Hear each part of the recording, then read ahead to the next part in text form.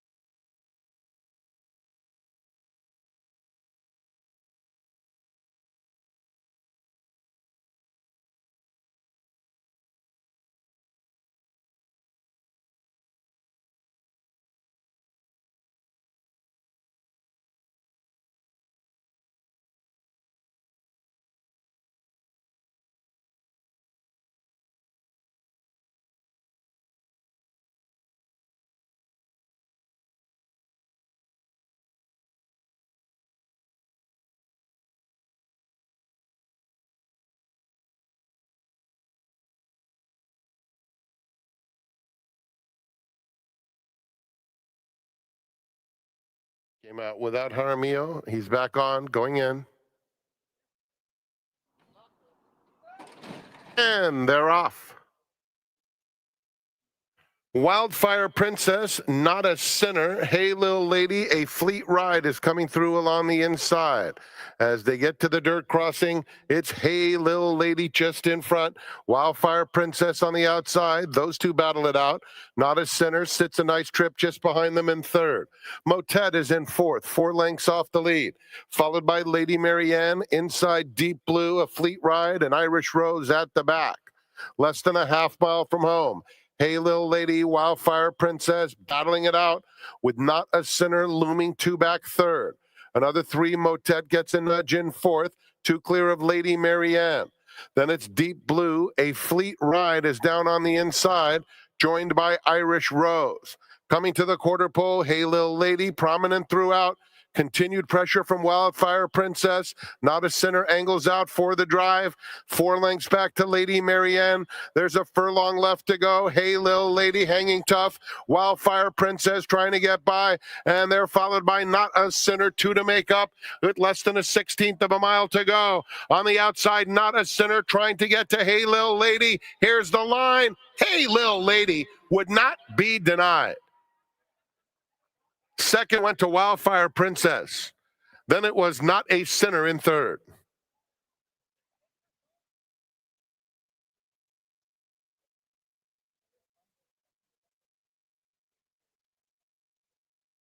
Voldemort right behind the gate.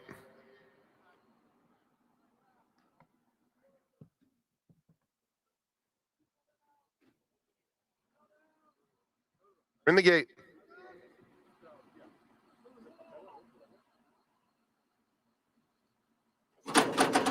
And they're off. Cowboy Mike is sent out for the early lead. Voldemort has plenty of gas right up alongside, cruising in fact. And behind him, Big Bet, Joffin Safa. Clooney is next and Theodore George at the back of the field. It's Cowboy Mike who will be the target, 7 furlongs out. Cowboy Mike a length and a half. Juan Hernandez and Voldemort tracking comfortably in second. 3 lengths back to Big Bet, Joffin Safa and Clooney, and another couple back to Theodore George. They move on to the backstretch behind Cowboy Mike. Cowboy Mike leads it by 2 lengths. Voldemort is in second by 2. Big Bet, Joffin Safa, Clooney still sharing third, and another 3 to Theodore George. No change as they head toward the half-mile pole. It's Cowboy Mike left alone on the front end. Voldemort is in second. Clooney now clearly third. Big Bet, Joffin Safa, Theodore George, 5 off the lead. They have passed the half-mile pole with Cowboy Mike continuing to lead. It's a 2-length advantage. Voldemort yet to be set down. Now he was. Now Voldemort starts to sprint after Cowboy Mike. 3 lengths back. Big Bet, Joffin Safa, and Clooney is in fourth. Another 2. Theodore George has trailed throughout. Cowboy Mike and Voldemort. Voldemort looming large, puts his head in front, passing the quarter pole. From the back of the field, Theodore George angles out with the green cap for the drive. 3/16 of a mile to go. It's Voldemort just in front. Clooney on the outside is trying to get him. In behind horses, Big Bet, Joffin Safa. Here comes Clooney after Voldemort. These two come for the wire together. Clooney, Voldemort, head and head. Clooney, Voldemort's fighting him. Clooney or Voldemort? It will be Clooney, saying au revoir. Voldemort was second. Big Bet, Joffin Safa third, then Cowboy Mike.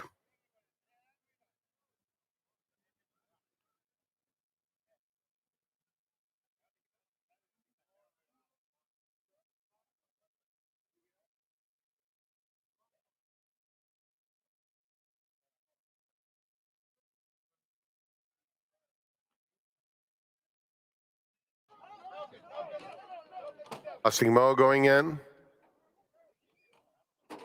And they're off. And the big favorite, Romantic Ride, broke well amongst the leaders. Here's Tsunami coming through.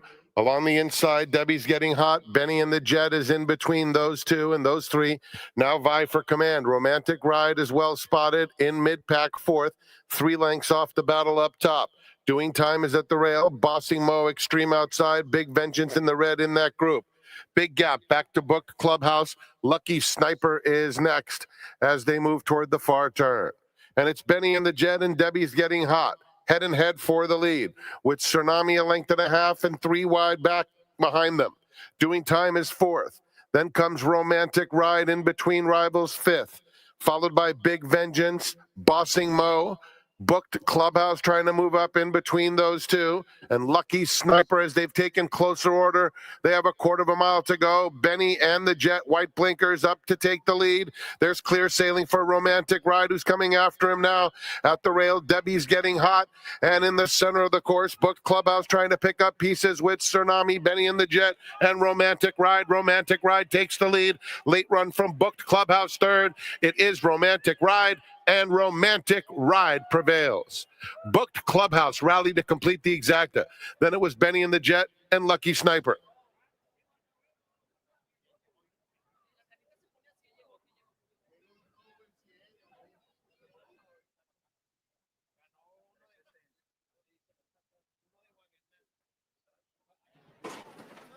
In the gate. And they're off, teeing off right to the front. Mischief Moments comes away second. Broadway Unions, Cupid's Crusader moving up now in the red silks. Then Mighty Kai and Malibu Rocks at the back. It's a fairly compact group with teeing off, hugging the rail, and leading narrowly over Mischief Moments, who's just ahead away second. But Cupid's Crusader keeps the pressure on the top pair and makes it 3 virtually across the track. Broadway Unions is caught wide, but within 3 lengths of the lead, moves in just a touch now. Then Mighty Kai and Malibu Rocks is angled to the outside last, 5 lengths off the battle between Teeing Off and Mischief Moments. Those two stride for stride as they pass the 5/8 pole, with Cupid's Crusader just outside the top pair in third. Then comes Broadway Unions on the outside and Mighty Kai at the rail, 3 back to Malibu Rocks. Into the far turn, 3.5 furlongs remain. Teeing off, Mischief Moments, Cupid's Crusader. These 3 have been going at it throughout. Broadway Union's fourth. Mighty Kai has lost a touch of ground, and nothing yet from Malibu Rocks. A 4-wide bid coming from Broadway Unions as they come to the quarter pole, but Cupid's Crusader got first run. However, Broadway Unions is right up alongside and is up with a wide swoop for the front. Cupid's Crusader is battling on very nicely, teeing off in third. They're coming to the 16th pole, and Broadway Union starts to open up, has a 3-length lead. Late run from Malibu Rocks on the outside, trying to get into second. He's stride for stride with Mighty Kai. It's Broadway Unions. He was tons the best. Covered a lot of real estate and won easily. Malibu Rocks, Mighty Kai, and Cupid's Crusader. Anita Park You're sure to experience world-class gaming, dining, and entertainment. Coming soon to Yamava Theater, Chris Isaac, America the Band, Jerry.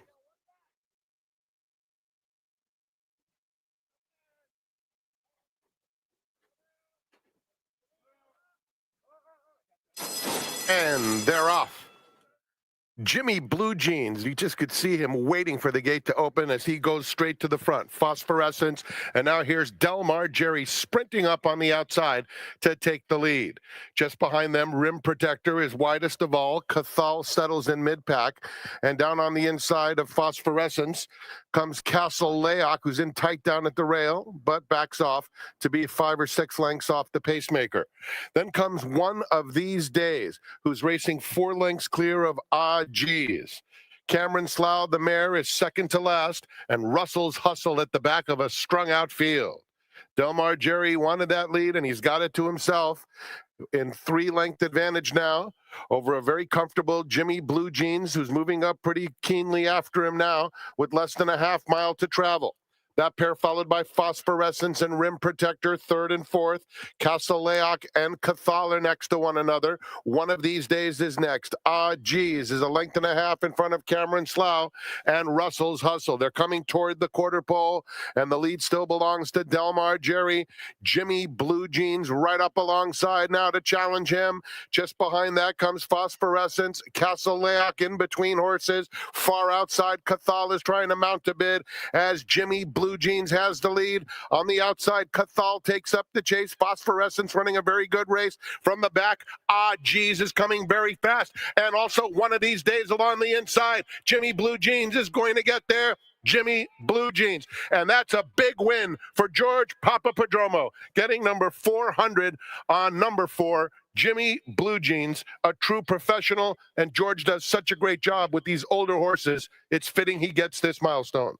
Race 6 is coming up in 23 minutes. It's the start of the late pick 4.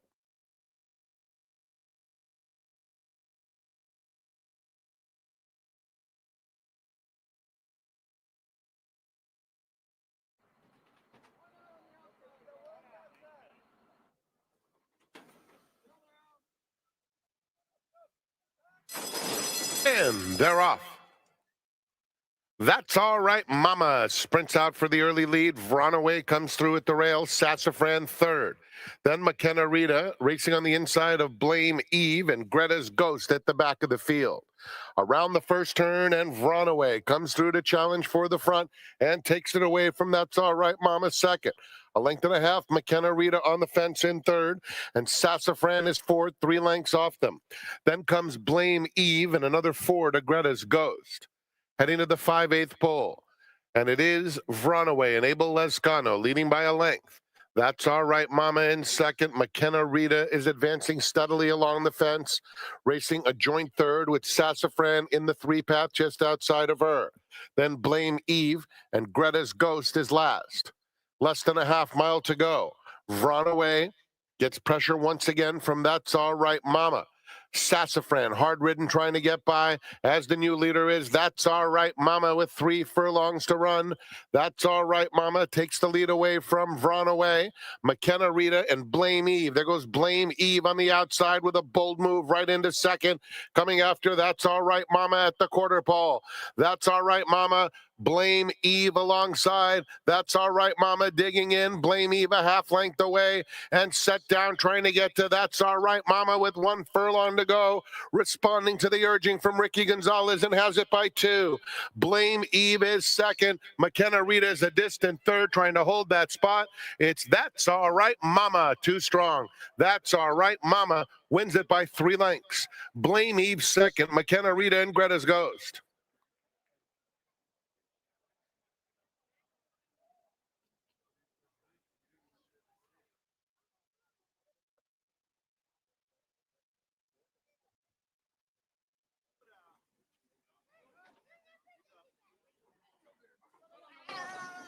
We're in the gate. And they're off in the Clocker's Corner, and Speedboat Beach had a very nice beginning. So did Flyover. Virat is on the extreme outside. Speedboat Beach dueling with Flyover. Flyover just in front. Virat is on the extreme outside, only a length and a half off the leader. Then comes Irish Royalty. Sumter is next on the fence, and they're followed by Yellow Card as they run past the half-mile pole. Sorrento Sky just went by him. The lead belongs to Flyover. It's Flyover now clearing off over Speedboat Beach down at the rail. Virat races in third. Then Irish Royalty, Sumter on the fence, 4 lengths off the lead.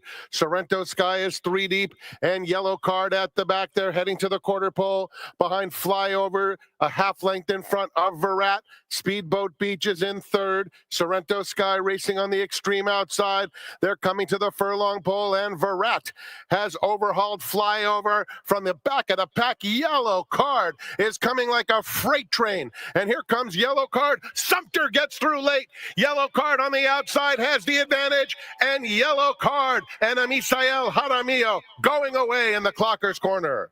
Sorrento Sky second, Photo third between Virat and Sumter.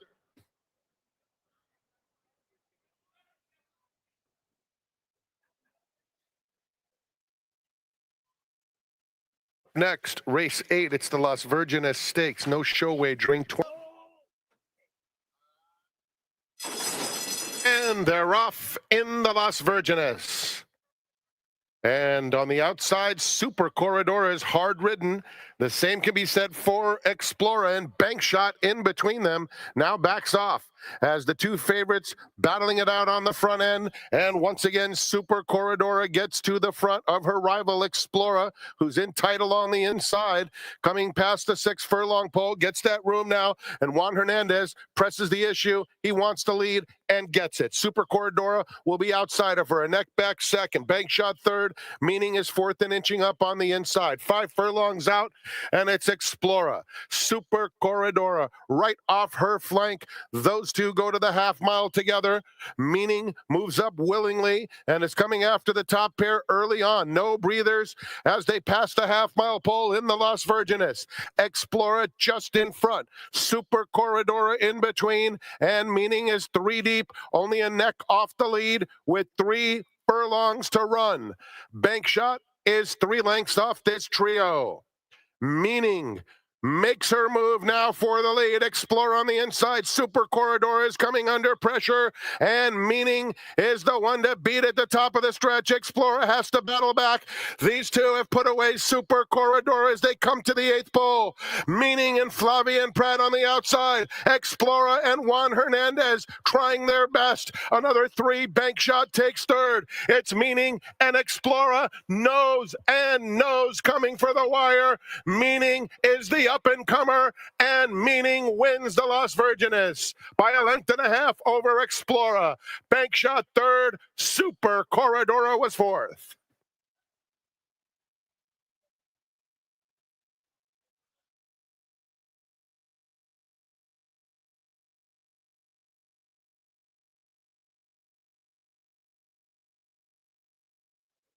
In the gate.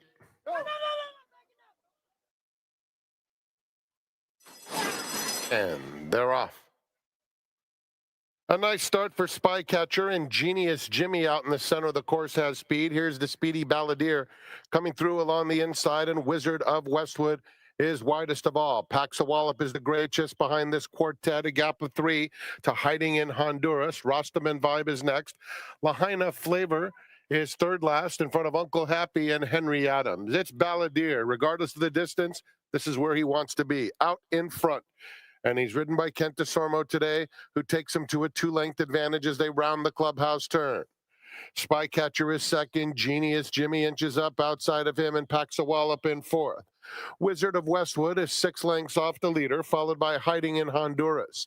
It's another 3 back to Lahaina Flavor, outside Rostam and Vibe. Splitting them is Uncle Happy in the yellow colors. Just had to steady, did Uncle Happy. Lost some ground while taking up, and Henry Adams trails. Less than a half mile to go. It's Balladeer the leader, but only narrowly. He's in front 3/4 of a length. Spycatcher applying pressure to him now.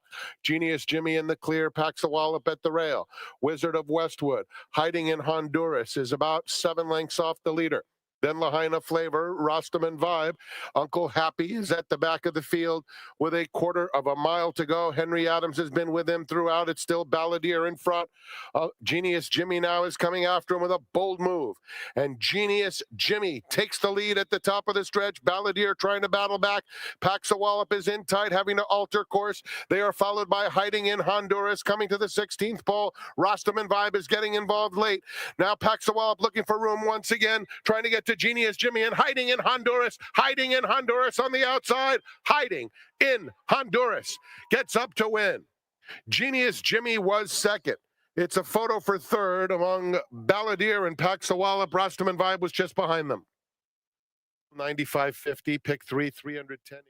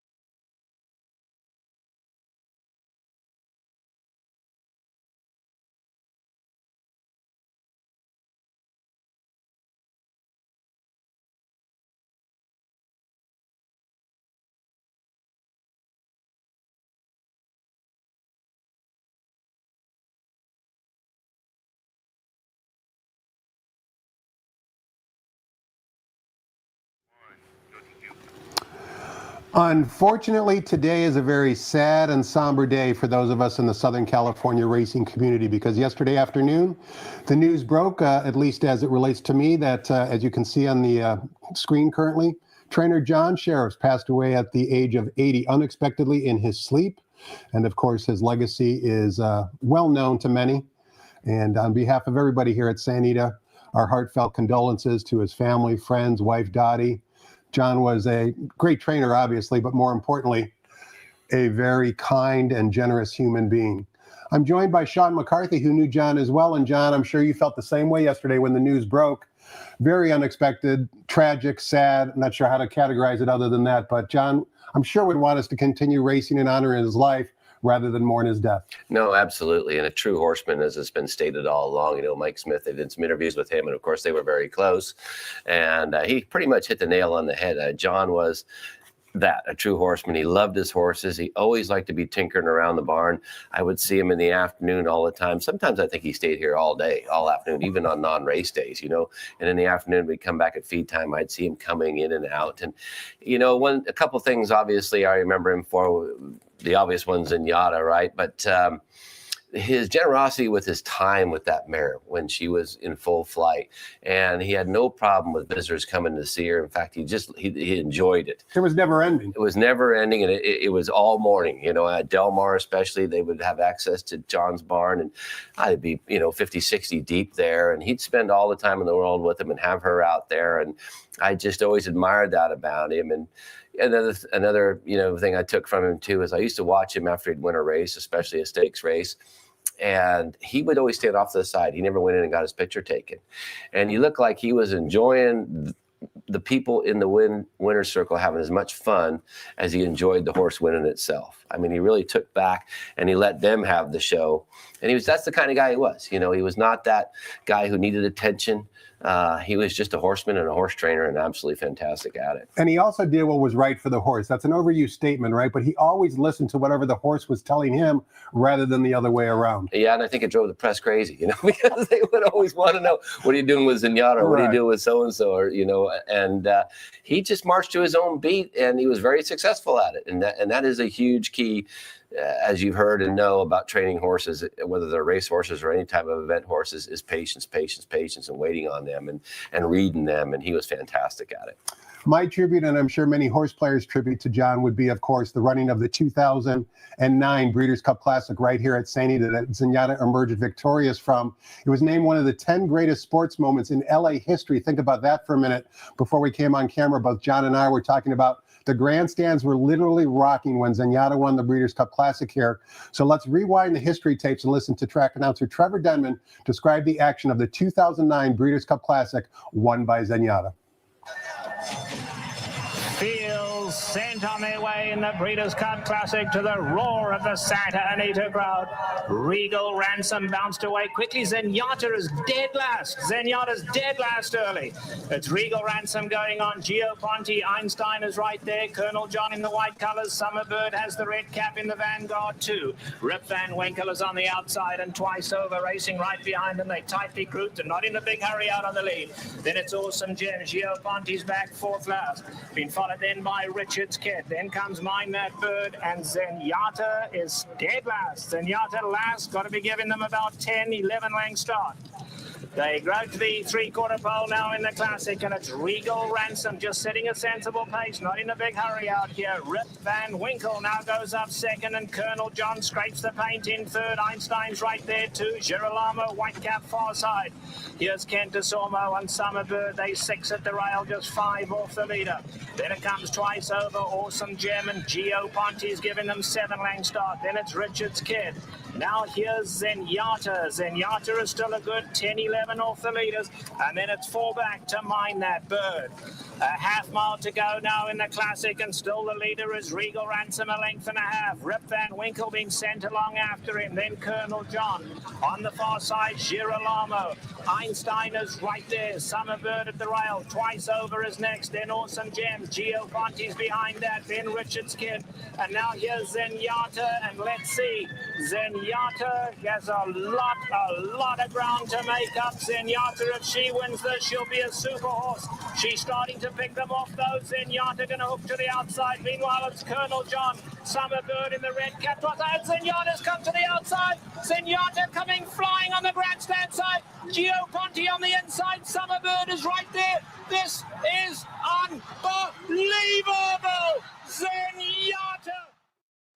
It was. There were people crying like crazy in the grandstand. Sean, you and I have watched a lot of horse racing. That is an emotional victory right there. We saw briefly John Shirreffs celebrating with Mac McBride, the publicity man at Del Mar, and you talked about how John didn't want the limelight. That was symbolic of that, just standing along the rail, celebrating with a close friend. Yeah. But that victory just encompasses so much about John's life. It does. It sews up his whole, his training career, and it's to see that happen was fantastic. As you said earlier, I remember the grandstands literally shaking. I mean, I've been in some packed houses, but that thing was shaking, and people were crying and jumping up and down and so excited. And again, it was just neat to see John take it in. He loved it, obviously, and did such a fantastic job with that mare, and all his horses throughout his career, for that matter. But I don't think people really understand, and I can understand they don't understand if they haven't trained race horses, to win 19 races in a row right? at the top level is absolutely beating the boys in that race we just watched. Yeah, that's just one example. I mean, just to have a horse, a claimant horse, Tom, that knocks off 5 or 6 in a row is a hell of an achievement. You do that 19 times in graded and grade 1 company. That's Hall of Fame material. It is to me, and when an achievement like that is done. That was done over a period of a few years, obviously. But when you do something like that through a year, like a horse has a 6 or 7 horse campaign through the year, as a trainer in the category of Eclipse Awards, that puts you there. To me, I'm not about how many races you won or how much money you won, because that's the larger outfits are going to win it every time. And if that's the tiebreaker, fine. But I think the achievement of what a person does with a horse during the year, or 2 or 3 horses, should be the marquee for that award. I've always thought that, and he never did get an eclipse during that period of time, I don't believe. But, if you look at his record, and I looked at it today, how many stakes races he won, and obviously a lot of them were Zenyatta. You know, he's today's world. He's Hall of Fame material. I wouldn't surprise me if he got in someday. Unfortunately, he'll be inducted into the Hall of Fame after his passing. And of course, we all believe, like Sean just said, that he should have been in the Hall of Fame prior to his passing. We're going to take a quick break. We're going to find out who the early scratches are in today's card. We'll get those from track announcer Frank Miramati. When we resume, we'll find out who Sean likes on today's A-race card. He's got 2 runners in, races 7 and 8. We'll find out how much he likes them. Stay tuned for the rest of the story.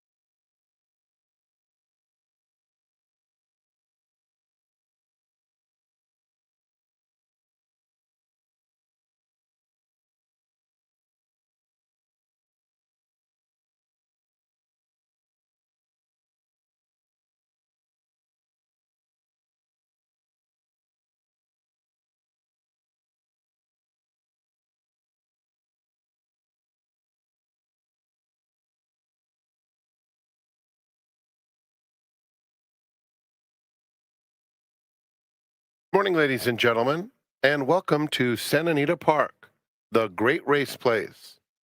The track is fast and the turf course is firm with the rail on the turf out 30 feet. We have a Sunset Pick 6 carryover of $33,199. As has been noted on numerous occasions, we've had several of these Sunset Pick 6 carryovers. Tremendous wagering opportunity in that new wager, the Sunset Pick 6. Here are the early changes on today's card.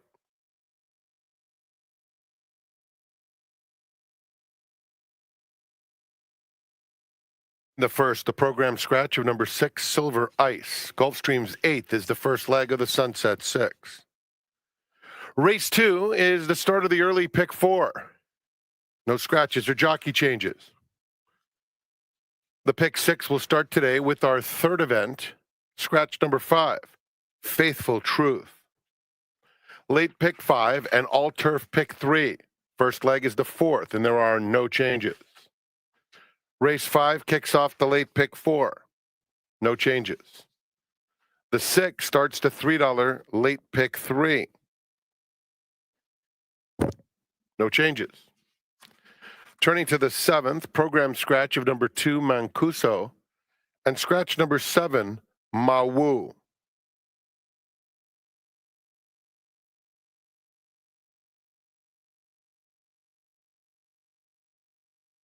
And turning to the 8th race, where super high 5 wagering is offered, scratch the also eligibles 10 and 11. Those are the early changes on today's program.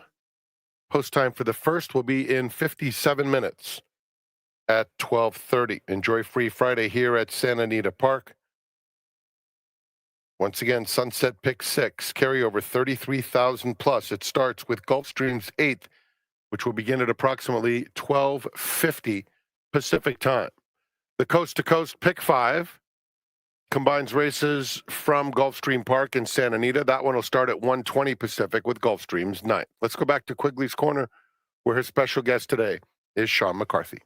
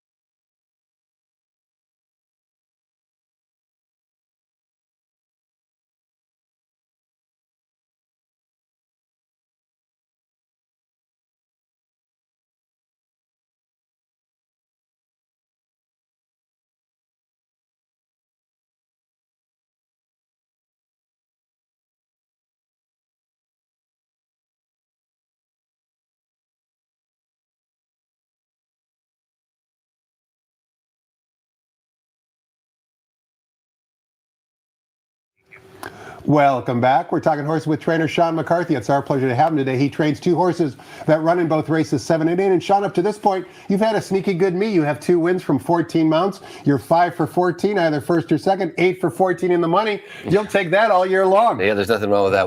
We enjoy that, certainly. So, yeah, it's a good way to start off the year. Hopefully we can keep the momentum rolling. How about the big mare, Grand Slam Smile? Obviously, she's probably the star of your barn that I know of.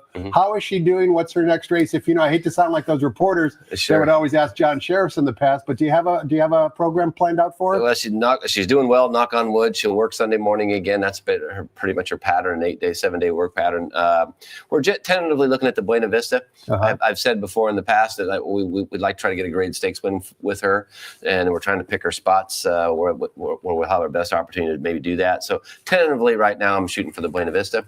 And then of course there's a gamut of stakes out in front of her. At this point, really, Tommy, just nominate for everything and see how things shape up. She's Hickory, though, right? Short, long, turf, dirt, it doesn't matter. She's unbelievable. She's a special caliber. She's super special, and she's special horse. Sure. Period. And yeah, she's just done phenomenal things, and she's all business. She loves her job. I know it's funny to say that, but I know she does, because when it's race day, she knows it. Her ears are pricked up, her head's over the webbing all morning long. If it's not, it's early in the morning, it's in the feed tub.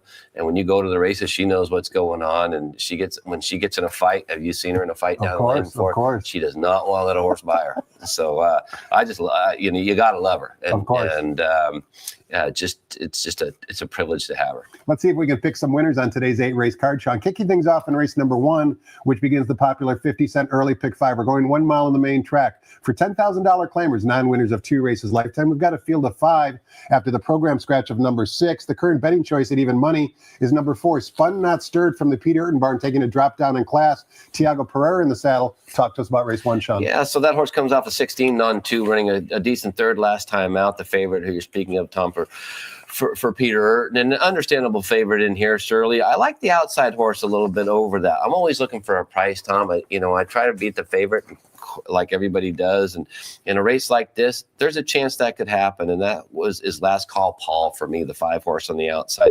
Draws well in a small field like this. It's going a mile, so that really the post position isn't a factor. The good thing for it is you got Maldonado aboard, and he can see what's going to happen inside of him. He's a good speed rider, so if his horse breaks well, he might go to lead and try to wire him. And right now, I think the price on him is 7-2, and that's not a bad price at all if it could stay there. But I'll take Last Call Paul in the first. It's interesting. I looked at Last Call Paul's career past performances in DRF earlier this morning. Although he's had 31 starts, he's never gone 2 turns. We know he hasn't gone this distance, but he's never gone 2 turns. Do you have the belief that most handicappers do, Sean, that the first time going long might be the horse's best effort going 2 turns? I'm glad you brought that up, because I looked at it and forgot to bring it up. Yes, I do. The first time you do it, they don't know what's going on, right? They don't know what's going on, and if they're coming off sprints like that with that much foundation, odds are they're going to have some speed to them. And if they can get out front without any pressure, those ears go straight up, and they get to loping along there and love it. It is the first time you do it, that's generally the best chance you're going to get. Race number 2 begins the 50-cent early pick 4. This race is sprinting on the turf course, 6 furlongs the distance. Fillies and mares, maiden claimers, $50,000 at the claiming tag. The turf rail stood air at 30 feet. Beautiful weather here in Southern California, fast and firm conditions. Field of 5, number of them coming off of layoffs, including the morning line favorite, number 4, Kitty Marin from the Michael McCarthy barn, 9-5 on the morning line. Michael had quite the week last week. He had a number of winners, including a few good stakes races. He's got quite a barn full over there. He does a hell of a job, and he's going to have a good year. There's no doubt about it to me. It's just got journalism lurking in the weeds as well. I see him in the morning training all the time. He looks great. He's moving great. I think he's getting close to working, and he's definitely on his toes. I see him coming off the racetrack, and he's feeling good. Let me stop you right there for a second, Sean, because you might be able to give us an educational lesson. You said that he's moving great. You didn't say that he's working great, because he's not yet. What do you mean by that? What are his mechanics that kind of tell you that he's moving great? Well, I think a lot of people saw him over the year, training in the morning on video and so forth. And when I say he's moving great, that means he's loose. He's not tight. He's hitting the ground sound as a pound. Everything he's doing is natural to him. His gait is very fluid. His trot is very extended, very fluid. Everything's loose and happy. And that's what I simply mean by that. And you can tell it's not like a horse later in the campaign, later in the years. They're getting a little arthritic. It takes him a little longer to warm up. And not as high energy. Yeah, not him. He steps right on out there, and he's good to go. And he comes off the race course the same way. So he looks great. He's filled out great. I think he's actually bigger and stronger than he was last year, which he should be. Sure. He's a year older. Sure. So he's responding to his age, and it's going to be exciting to see what he does. Should be an exciting campaign for journalism with Eclipse Thoroughbred Partners, their partners, and Michael McCarthy. As I mentioned, Sean, number of layoff runners here, so that's obviously a handicapping factor. Who do you like in race 2 and why? I kind of like the 2 horse in here. This 3-1, I think, is the morning line on the 2 Nicolina for Phil D'Amato, and horse trying the turf for the first time. Comes off 3 sprints, hasn't run since May. Throw that race out. Those were an optional 62.5 with a sales clause on it, meaning horses that sold for 150 or less were eligible for that for that particular race.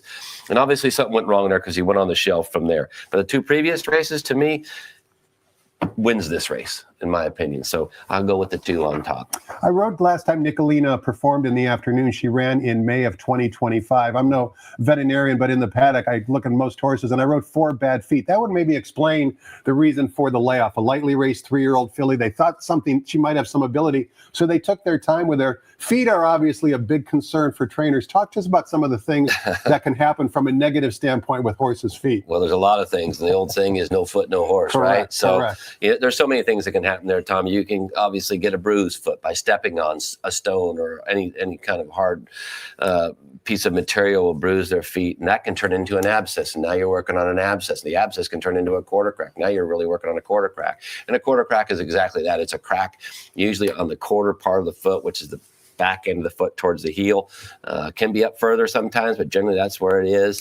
And it's just equivalent to when you split your fingernail really, really short, the pain from that. But we don't run on our fingernails. We don't run on our fingernails. They run on that. Correct. So, and those are all things you can work on. Fortunately, they're not serious, but they can take time. And if you're and there's horses that have chronic feet problems. Thin-walled horses tend to have chronic feet problems, and when that happens, it keeps setting you back. So it can be a little frustrating, but it's a game of patience in that respect. And when they get turned around and their feet feel good and they've got some ability, it'll show. Reminds me of a spectacular bit in Buddy Delp, stepped on a safety pin before the Belmont Stakes. I mean, that's crazy stuff like that can happen. Yeah, it can happen, and they can do anything. They can come off the track on the way home and step on a stone on the path, and boom, some horses won't affect, some it'll cause a bruise, and you don't even know it's bruised yet. You'll know the next day when they come out of that stall, almost dead lame.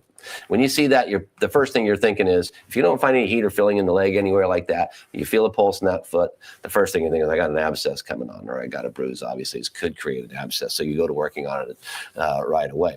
And generally, they respond to what you're doing. This would include Epsom salt and hot water, a little bit of vinegar in there sometimes, all kinds of different things you can do. That heat and warm water will draw a bruise and draw an abscess, open the thing up for that matter. Then there's other poultices you can put on there to keep drawing it, and you got to keep working on it until you get everything out of there.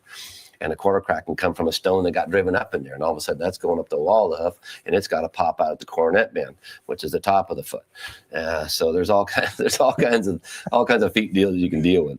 Let's get to work on race number 3. That's because horse players are going to get involved in the $2 pick 6. We're back going 1 mile on the main track. Mirror image of race number 1, except this race is for fillies and mares. $10,000 claimers, non-winners of 2 races lifetime. Field of 5 after the scratch of number 5, Faithful Truth, the morning line favorite. Number 3, Perfect Life, taking blinkers off for trainer Ruma Gomez, 3-2 on the morning line. What say you about race 3, Sean? I like the 6 to the outside. Brandon's Girl for Papa Padromo. He's on a roll, obviously. Horse had a race, had been off since July, came back going a mile off of that race, and finished beating 14 lengths. Obviously not very good result. But that said, there is the race under the belt. Prior to that, 3 races back, she had broken her maiden for 20. She'd been on the board 1 or 2 times. Prior to that, second for 50.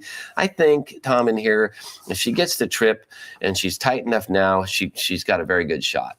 Fair enough. You talked about Papa Padromo barn being on a roll. Your barn is going well. Also, do horses sense that confidence when barns get on a roll? We see it where barns either get on a roll or they're not on a roll. Can horses sense that, in your opinion? I don't know if they sense it, but maybe that's the way to put it. First of all, the help is feeling good. And when the help is feeling good, that does reflect off a horse. When you have good people and people that are happy and good attitudes working on horses, the horses do respond to that. So I think it's a combination of that. The barn feels good, therefore the horse feels good. Everybody's relaxed and less tension and less stress. That's a big thing. You like to keep stress out of the barn, if it's human or or animal. Quite often the human will create it for the animal. Correct. So if everybody's feeling good and having a good time, then yes, it does. I think And the it opposite, of course, is true, which is the exact dynamic you don't want in the barn. Yeah, you don't want angry people working on horses or upset or anything like that. If you can avoid it, they definitely do respond both ways. Race number 4 begins both the 50-cent late pick 5 wager as well as the $3 all-turf pick 3. That wager has a 15% reduced takeout. We kick off both wagers in race 4, going a mile and an eighth on the turf course for maiden claimers. $50,000 is the claiming tag. We've got a field of 6. The morning line favorite, number 4, Rostowski from the Mark Glatt barn. Before we get your thoughts on the race, Sean, I wanted to show a replay that 2 of these runners exit. Specifically, the rail runner number 1, Lorenzo Barini, is going to be in this replay, as is number 3, Both Sides of Bad. They reside specifically in the Papapodromo and Jeff Mullins barn. Lorenzo Barini is going to be on the lead and actually has to get in a bit of a dogfight to contend and stay in possession for that lead. In today's race, I don't think there's much early speed in this race. The distance is farther, which theoretically means the fraction should be slower. Both Sides of Bad didn't run poorly, and this is his second race off a long layoff for the Red Hot Jeff Mullins barn. But you be the judge. You listen to Frank Miramati describe the action. We're going to be watching the horses wearing saddle claws numbers 3 and 5. And they're off. Midway Lane is quick, joined immediately by Missile Cruiser. Here's Wasting Aces on the extreme outside, and Lorenzo Bernini is showing sharp speed too, 4 across the course.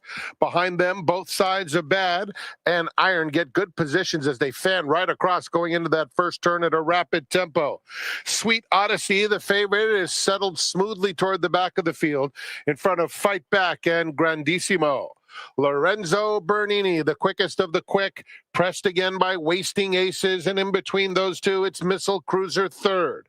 Then Midway Lane, who is backed off fourth, 3 lengths off the lead. It's a length and a half back to Both Sides of Bad, who is trying to move up now about 4 lengths off the pace, and Iron is just behind that rival. It's another 5 back to Sweet Odyssey, Fight Back, and 2 more to Grandissimo. Lorenzo Bernini and Wasting Aces into the far turn. Midway Lane and Kyle Frey saving ground along the inside while making progress. Iron is next. Here's Both Sides of Bad getting right into contention, 4 lengths off the pace. Extreme outside, Sweet Odyssey in the yellow with the purple sleeves, white blinkers. Will try to close ground late there at the top of the stretch. And here's Iron coming to tackle Lorenzo Bernini with 1 furlong to go. Both Sides of Bad. And now Sweet Odyssey lengthening stride on the outside. Sweet Odyssey, Midway Lane, go on. Sweet Odyssey or Midway Lane. Sweet Odyssey, Midway Lane. Sweet Odyssey won it by It's one pace. Sean, Lorenzo Barini ran fractions of 23.16, 46.86 under that was a contested early pace as well. As I mentioned, on paper, there's not a whole lot of early speed to go with him early today. Also, Both Sides of Bad loomed boldly down inside, but really didn't go on. Give us your thoughts on race 4. Well, with the benefit, he should be the speed of the race, Lorenzo Barini, and I, like you say, I think he'll get an even slower fraction in this race. Theoretically, you think he would, because there isn't a lot of speed chalked up in here. So that's got to be what Frazu's got to be watching on Both Sides of Bad. He doesn't want to let that horse get very far in front on his own. Is that we just saw that taped race earlier. Both Sides really didn't accelerate down the lane. He stayed 1 pace. So if he's going to be 1 pace, he needs to be closer to the lead, I think, today, and not let the speed get the jump on him. So we'll see how it plays out. But I like Both Sides of Bad. I think the mile and eighth might help him out a little bit. I think the favorite can get the distance, but if Both Sides of Bad is laying a little closer, he might be able to pounce on him a little and put some pressure on him and then see how it plays out. Sean, before we take a look at race number 5, a good friend of yours unfortunately lost both his mom and dad within the last week or so. That would be trainer Owen Hardy. He did lose his mom, and then roughly 5 days later, as we read in the racing form, his dad passed away as well. Been a tough spell for Southern California, people affiliated with the racing community. Oh, absolutely, no doubt about that. And on top of that, we were talking earlier. Mark Glatt's wife passed away, Dina Glatt, and our condolences, obviously, to the Glatt families too. This was recently, actually, the night before last or last night. I'm not quite sure, but that said. Owen's mother was 92 years old, and he'd flown back home for the services. And before he left home, his father passed away 5 days later. His father was a legend in Ireland, won the Grand National in 1968. Prior to that, in 1960, he was in the Rome Olympics as an equestrian in 3-day eventing. I think I think he would finish 6th there. I think the team was 9th, or I could have that backwards. But just to even qualify and get the Olympics is something special. Participate. Absolutely. He rode 3-day. He rode 3-day event horses, obviously. All-around horseman, and Hardy's family in Ireland goes back generations of horsemen, and so very well known, very well respected family, obviously. And Owen continues the history here in America. But condolences to all, and condolences to the Mark Glatt family as well. His wife Dina, as Sean mentioned, did pass away this week. Had 3 children, including Ryan, who is a very prominent jockey agent here for a jockey, Abel Lascano. So as I mentioned in the opening, a very tough and sad and somber week for those of us involved in thoroughbred racing here in Southern California. Race number 5, moving on, begins the 50-cent late pick 4, 5.5 furlongs on the main track. Fillies and Mares, $10,000 is the claiming tag. A good field of 11 here. The lukewarm morning line favorite at 5-2 is number 2, Cheeky Gal from the Antonio Flores barn. If there's a price on today's program, Sean, I have a feeling this is going to be the race where it happens. That's right. I think I told you earlier I put wide open on this one, and I think that these are the type of races for that. It's an open 10,000 claimer, so horses with multiple wins in this particular race, and some veterans salty enough. Going 5.5 furlongs, anything can happen. Speed can go wire to wire, and horses can close because there is a ton of speed up front. I went with the 10, Sensational ZZ to the outside. You know, these horses, especially at this level, as you well know, coming over from Los Alamitos these days, if they're successful over there, they've been successful here. Didn't used to be the case, but that's true today. It is too. Times have changed for sure. And this horse comes off a nose victory for 8,000 over there back in December. I think that was during their short meet over there. But at this particular distance, 6 starts, 2 wins and a third. She's a young horse, 4 years old, and 3 wins out of 11 starts. She has a good position to the outside, post position. She has speed, and I think she's going to look to make the lead. She has the leading rider aboard, so there's a lot to like there, I think, at a 4-1 morning line. Your second choice, Sean, is number 7, Rousing Jewel. You're familiar with the damn ribbon of Jewels. You trained a half-brother, half-sister, I believe? I have a half-brother, a younger brother. Wild Jewel's coming off a layoff. Steve Speck had the horse in Northern California, and he's getting ready to make his first start in almost 2 years, if I'm not mistaken. So he's a year younger. And then I've got a half brother to the 3-horse in here, Rousing Babe. That was booked Clubhouse, who just ran second the other day, going a mile on the grass in a maiden special weight race here at Santa Anita. This horse in for 10,000 today. Big long shot on a Rousing Babe, the number 3, but Rousing Jewel wouldn't be a surprise in here. Again, it's a wide open event to me, I think. Race number 6 begins the $3 late pick 3, also with a reduced 15% takeout. We kick off that wager in race 6, going 1 mile on the turf course for maiden special weights. A field of 6, morning line favorite, first time turf for trainer John Sadler. Number 1, Latitude at 3-2 on the morning line. Talk to us about race 6. So Latitude's a horse coming off the dirt, going to the turf for the first time, stretching out to a mile for the first time. A couple of firsts in here. We talked about that earlier. When horses try to do this, usually it's their best opportunity. Florence aboard, and he's starting off his campaign here in Southern California in good fashion. Already picked up a couple of wins, including a stakes win the other day. So he's on a roll. Breaks from the inside here today. Probably will show some speed. I think we mentioned, Tom, the rail's out 30 feet, which is advantageous to speed. Yeah. Also on the grass. So I do like Latitude in here for John Sadler. He's got 2 in here on the 5-horse, Midway Lane, Kyle Frey aboard. Comes off a nose shot for maiden 50 last time out. That was the first time on the grass. That was the first time routing in 2 lifetime starts. Debuted for maiden special weight and wasn't a major factor there, but did come alive in that 50, which gave John Sadler the thought, you know what, let's put him back in for maiden special weight. You got to respect that of John. Obviously a very good horse trainer, and hey, so maybe if he improves a little bit, that's a horse that should be sitting just off the pace. John can be in here with an exacta. Race number 7 begins the $5 late daily double. Once again, 15% reduced takeout. Fillies and Mares printing 6 furlongs, allowance optional claiming types, non-winners of 1 other than 2 scratches, program scratch of the 2, also take out number 7, leaves us with a field of 6. This is the first of your 2 trainees on today's card. Number 4, Scary Fast Ride, putting the blinkers back on for you, 10-1 on the morning line. Before we talk about your thoughts on the race, Sean, let's talk first about Harris Farms and what they've meant to your career, and of course, Mr. Harris himself. Another passing that we unfortunately had here in Southern California What can you tell us about John? You couldn't ask for a better man to train for, and I don't think any trainer that trains for him would say the exact same thing. John loved this business, and he was very gracious about spreading his horses around. I approached him, I think, Tom, in 2009. I waited too long. I should have done it earlier. But I approached him in 2009. The worst he could say is no, and it that's when I came to that. That's what turns out he said yes. What he did, he said, "Why don't you come to the farm and meet with me?" So I did, and I went up there, and the next day he called me up and said, "I got 2 coming to you." And one of them was a filly that brought down, and shorten up the story, I kept working her. She wasn't showing me much. I kept saying to Mr. Harris, "John, she's just not going to be good enough. I don't think she's going to work here. Let's just send her up north. Work her one more time.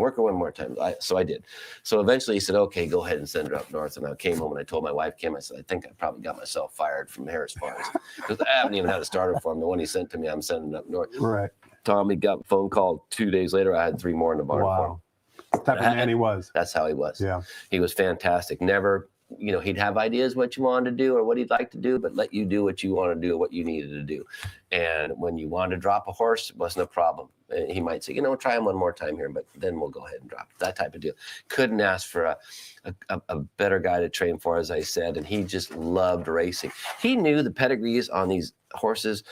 I'd have a horse for him, probably a 12-5 claimer. He knew that pedigree 5 generations back. He could wheel it off to you on the phone. Sure. And here's a guy at the time had this giant conglomerate of an industry, farming, ranching, and cattle, and the cattle business, and everything else he was involved in, and things in Sacramento. And he would rather be sitting there reading a racing form and reading pedigrees than anything else. We saw the work of Scary Fast Ride. That was the work too back on February 2nd. Tyler was in the saddle, kind of a maintenance drill. The blinkers were not on then. The blinkers were not on the most recent work on February 8th. What's the reason for putting the blinkers back on? So she's obviously been running with them throughout her career. I took them off last time out, stretching her out, and I don't think it really made that much difference taking them off. I'll give you a little insight on that last start.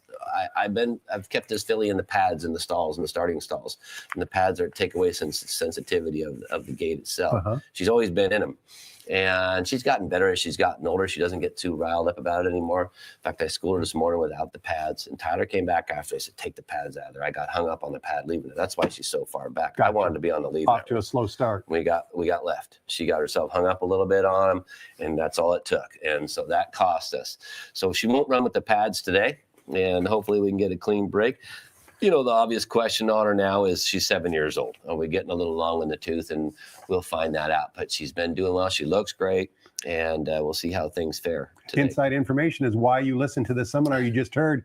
One of the reasons why Scary Fast Ride might run well this afternoon for trainer Sean McCarthy. We close out the day in race number 8, offering $1 super high 5 wager. We're back on the turf course, 1 mile the distance, maiden special weight Calbred. 3-year-olds, field of 9 with the scratches of the 2 also eligibles. Here's your second trainee going long for the first time. Number 1, Dr. Filkins, taking blinkers off. A juicy 8-1 on the morning line. Can we win race 8? Can we play the late daily double? Sean McCarthy, cold late daily double. I don't know if I play it cold in the 7th. You got to respect Richie Baltus' horse on the outside, Artisma in that particular race. But in the 8th race, I think we have a very good shot. What we need to do there, Tom, is slow that first half mile down. If you look at that last race, that going 3/4, 21-3, he can't do that and hold on. So stretching him out, I took the blinkers off, obviously, to switch him off a little bit if we can. He doesn't really need him. I've been working him without him. And it was just a small cup on there anyway. So I'm hoping if we get away from there clean and get up front, if we do, and slow it down to a 48 half mile or 48 and change half mile, you got a horse with a really good shot. And Dr. Filkins' last effort that you mentioned where he smoked that opening quarter, Romantic Ride, came back to win last Sunday for trainer Vladimir Serin, a very nice Calbred that he dipped in the claim box back in Churchill Downs. Yeah, he beat me. Were you in the shake? Yeah, he beat Clubhouse right. on the second to him. That's right. That's exactly right. And that race, actually, 3 Clubhouse rides ran 1, 2, 3. I remember that, the Clubhouse Ride trifecta. That's right. Sean, it's always a pleasure having you on the seminar. You bring very insightful insight into the seminar. You speak a language that those of us who are horse players really want to listen to, because you bring the other side of the game front and center for us. So thanks again so much for your time and insight. Nothing but the best of luck today, and of course for the remainder of the year. I appreciate it. It's great being here. Great having you here. Before we let you go, just a reminder, 2 more wagers to consider. The $1 Coast to Coast Pick 5. That always pays well. Did you see the payoff last Sunday? In excess of $6,000 for a $1 wager. And keep in mind, the $1 Sunset Pick 6, combining the last 3 races from Gulfstream Park with the last 3 races at San Anita. Carryover today, just $1 shy of $34,000 already in the pool. That wager will begin with Gulfstream Park race number 8, post time 12:50 p.m. Pacific time. Thanks so much for watching, everybody. Hope you have a great afternoon and wish you nothing but the best of luck. We'll do it all again tomorrow, 11:20 a.m. Pacific time. Until then, take care and good luck.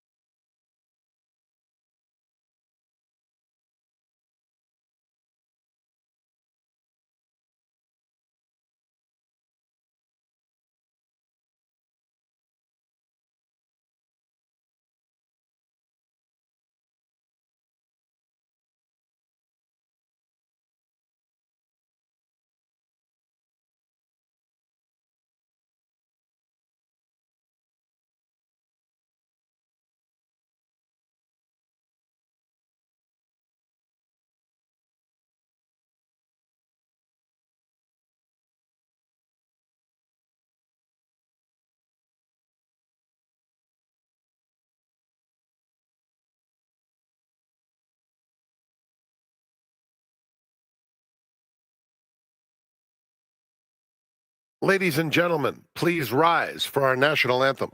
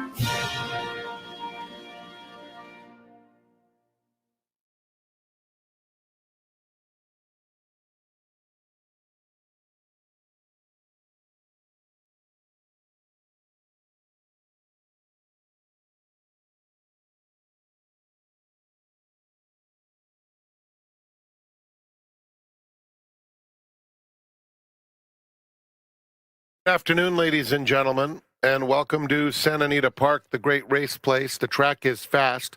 The turf is firm. The rail on the turf out 30 feet. Track conditions brought to you by John Deere. Here are the changes. Nothing new to report since last time.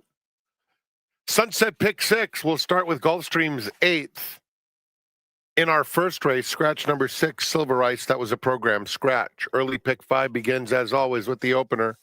Early Pick 4 starts with race 2. Just a blinker note in the second. Third starts the $2 Pick 6. Scratch number 5, Faithful Truth.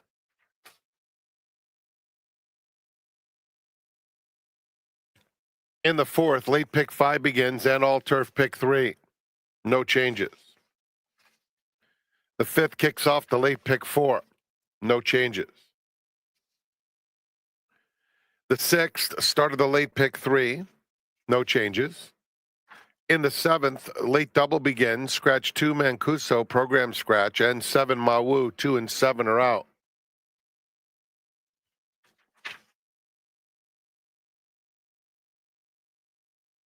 And in the eighth, scratch 10, Flash of Lightning, and 11, Chief Resident. The eighth offers Super High Five wagering. Coast to coast, Pick 5 every Friday, Saturday, and Sunday. And today it starts with Gulfstream's 9th in an hour and 15 minutes. Enjoy your day at the Great Race Place. It's Free Friday. Post time for the first in 26 at 12:30.